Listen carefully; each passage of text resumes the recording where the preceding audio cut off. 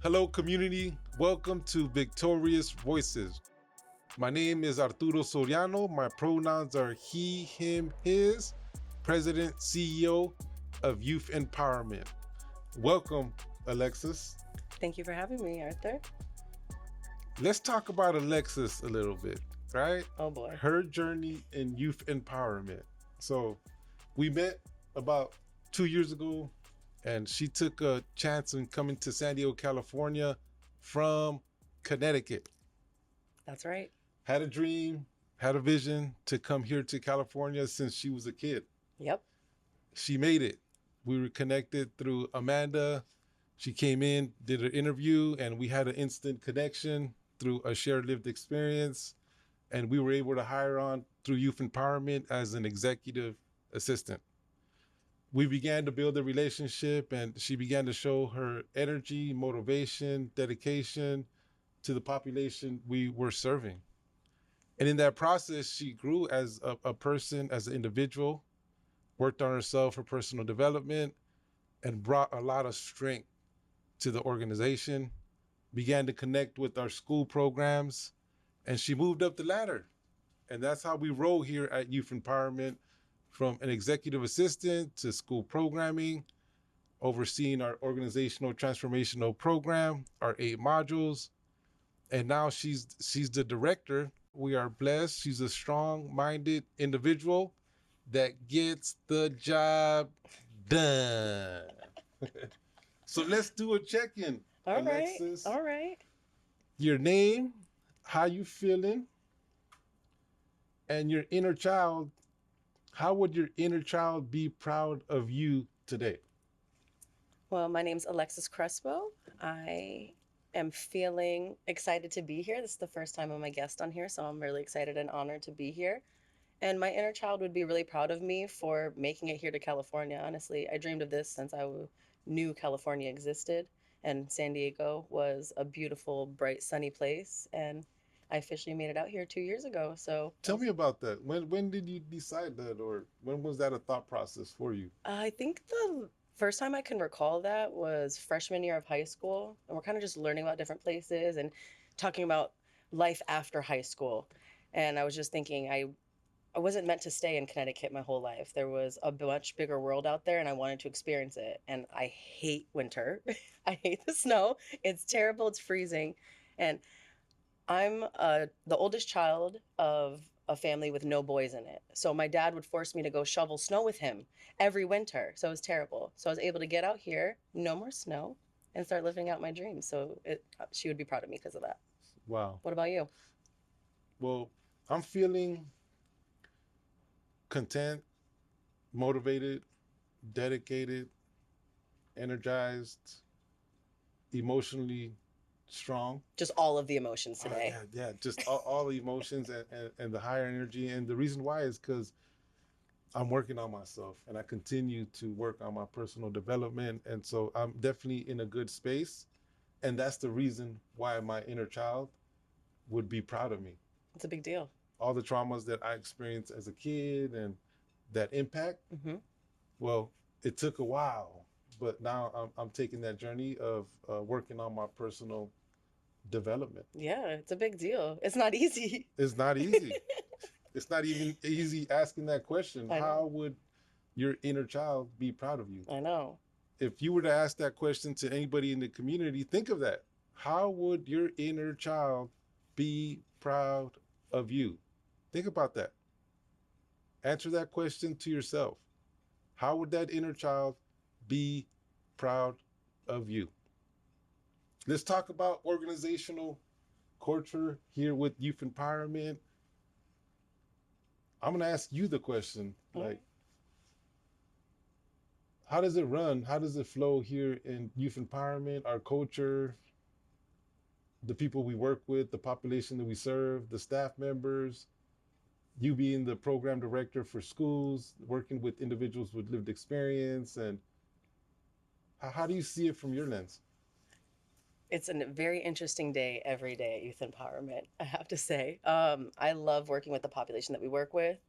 Um, It's great and can be challenging sometimes when you are previously incarcerated. You don't have access to everything that you would have if you went to mainstream high school, or if you went to a trade school, or if you went to college or university, whatever that looks like. So coming back into the job and career world, there's some gaps there that they just didn't have access to, and it's no fault of their own. So we're now playing catch up with that before we can even lay some foundation for us to be able to train them and then send them out to our schools and help out with our kids and families.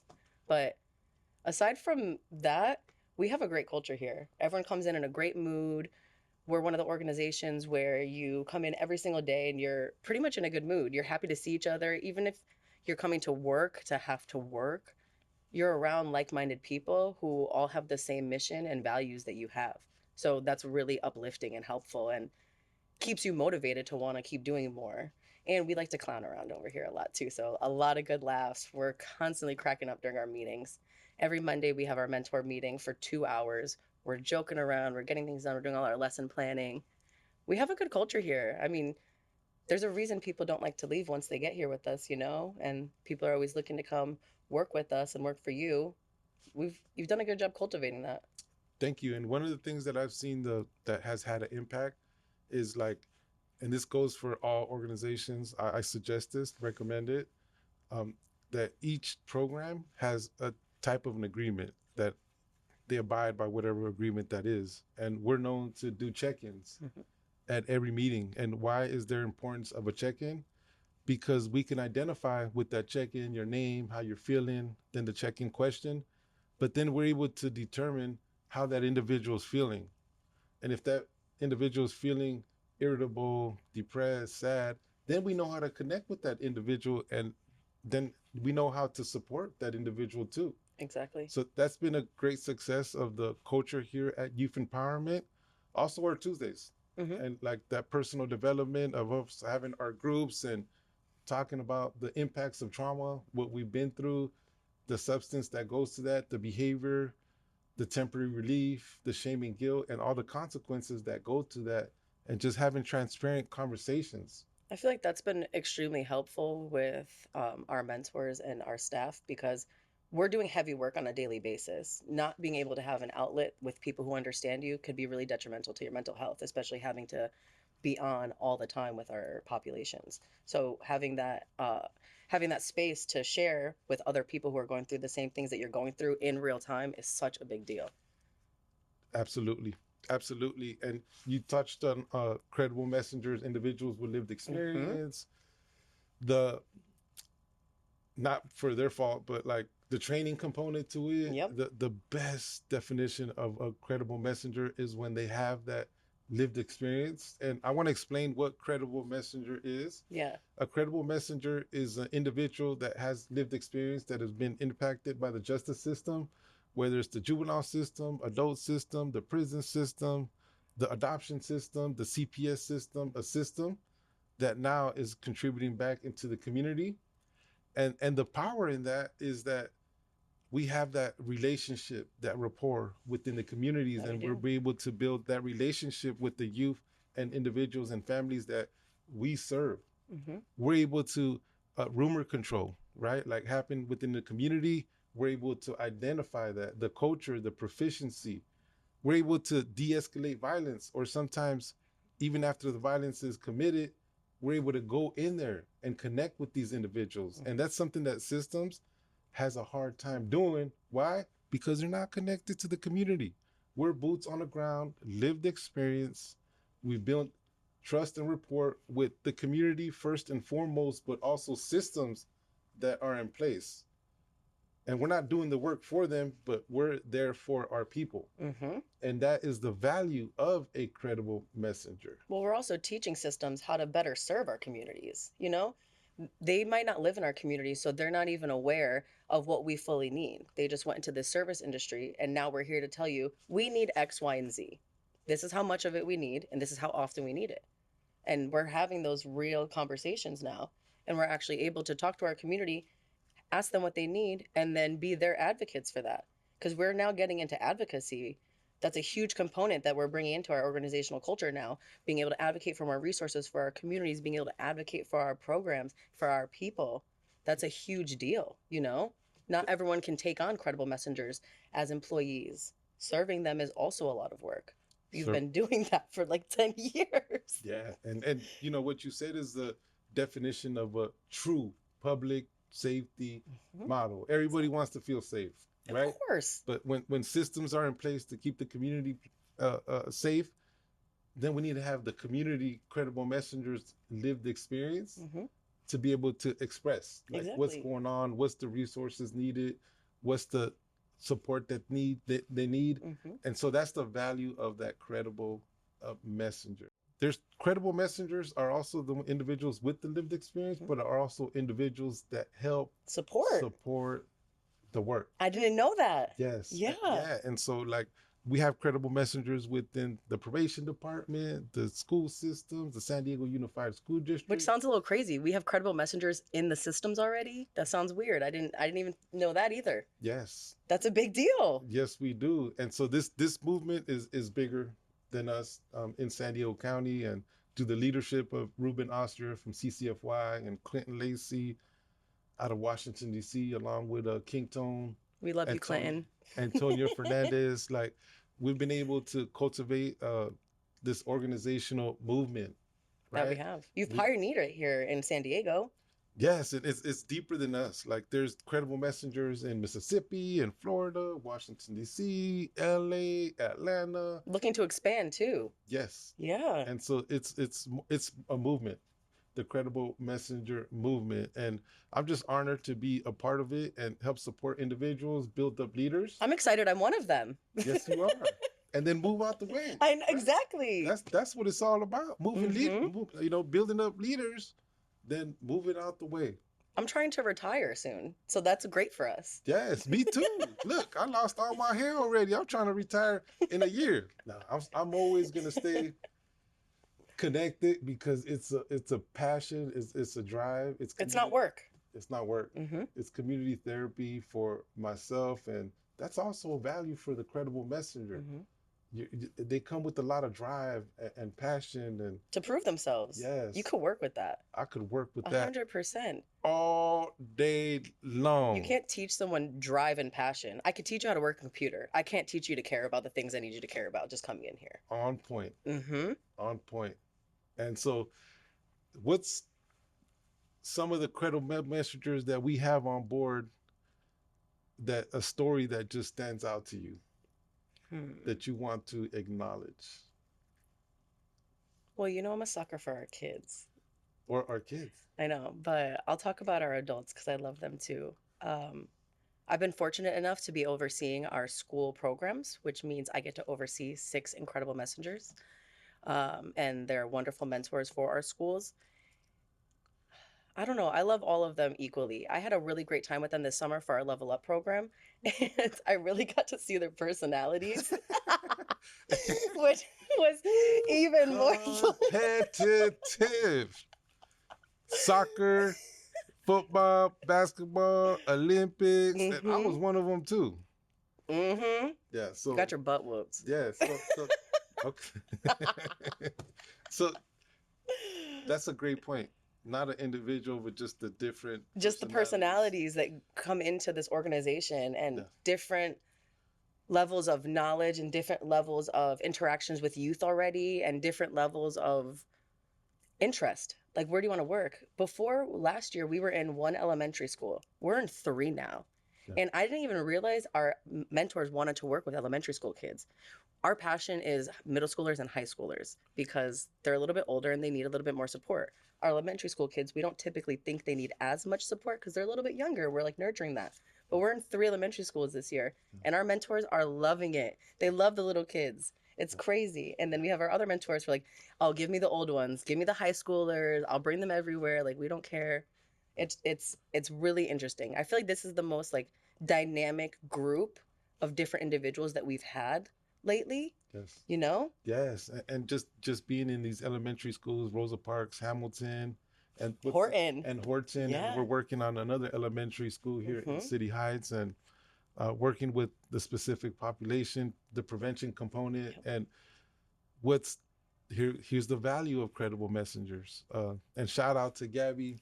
Soriano that happens Gabby, to we be love you. my Thank you for wife. holding us down. Yeah, she's in Hamilton And Rosa Parks. and Rosa Parks on a full time. I don't get no breakfast. I don't get no Oh dinner my no God, this more. grown man is complaining because his wife doesn't cook him breakfast. That sounds crazy right now. That sounds No, crazy. I'm proud of her. And honestly, like I took over the with my older daughter, like I get a cook her That's cool. You breakfast guys get a little more bonding time though. for sure. Yeah. And so the value of credible messengers going into them schools, we've been able to identify the families Yep. and know the families that we've connected with them youth. And that's the value of having that relationship with the family and the youth and the prevention component, because there's a lot happening within the community. So much happening. The social media, the spike of violence, the sense of belonging. Like kids are committing crimes on Facebook Live, Instagram Live. I'm like, so glad that didn't exist when I was younger. that era didn't exist At all. At all. This is just some new times, and None of the bad things I did are on social media. Thank God. Thank God. I'm so proud of you. Thank you so much. I'm so proud of you. That's just a whole nother topic that we're gonna let We'll go. come back at a later date for that. That's a later date for that. I'm really excited about our organizational transformational program, the support that we receive from Alliance, and I'm really excited. It's going to be a challenge, of course. We're going to become STC certified, standards trainings for corrections, that will give us access to train police officers. Yeah, police officers, probation officers, much love, probation. Jason, we love you. Yes. Tamika. Correctional officers and sheriff's departments, right? And so all this, it gets interesting because systems are set in place. That they are. And the staff that work for systems, there's policies and these procedures, and right, everybody wants to do their job to the fullest, and that's when conflict happens, right? And so these services are going to help these systems, corporations and organizations, to put a system in place to that they're effective with the population that they're serving. Which is amazing because, like we were saying before, not everyone knows how to work with you. You don't know what you don't know. And if you haven't experienced that, then you don't know that. But we have. So let us put you on to what we know. We'll train you how to work with our people. We're not asking for a lot. We're just asking you to hear us. Yes. We just want to show you something. And there's value in that.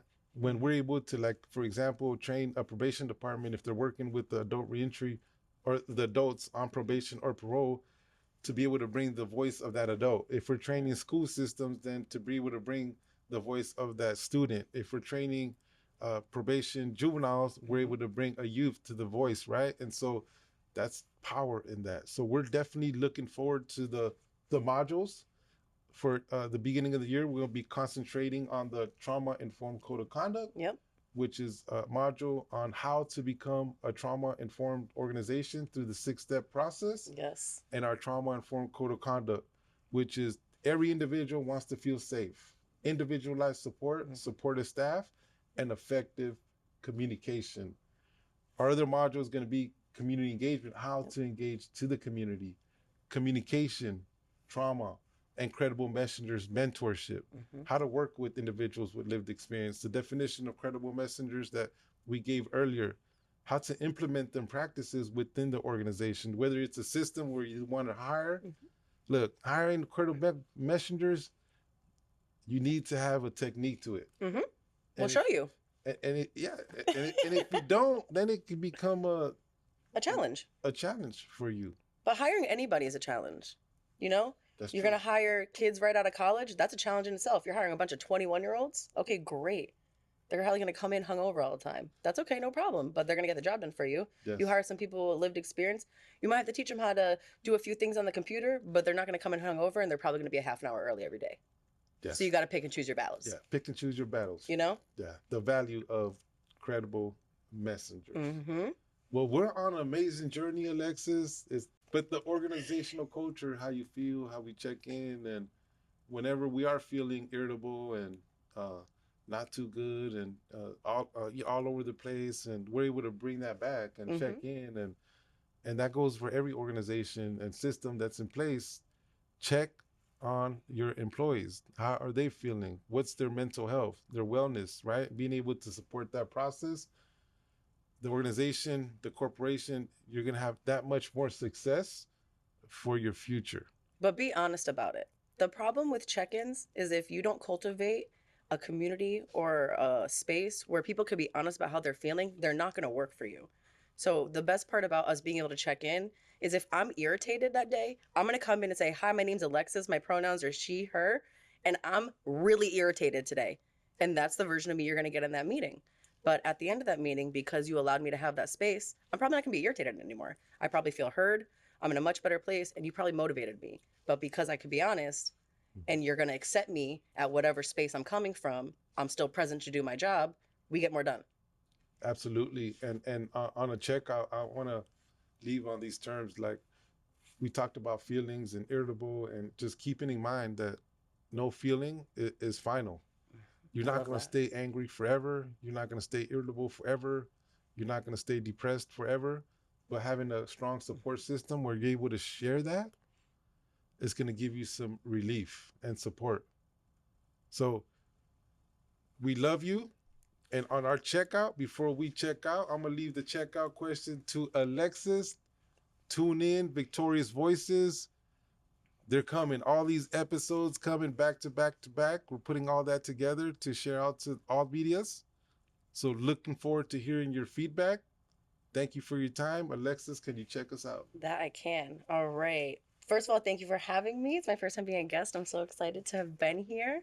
And for our checkout question, I asked my mentors this yesterday, and they really liked it and got the juices flowing.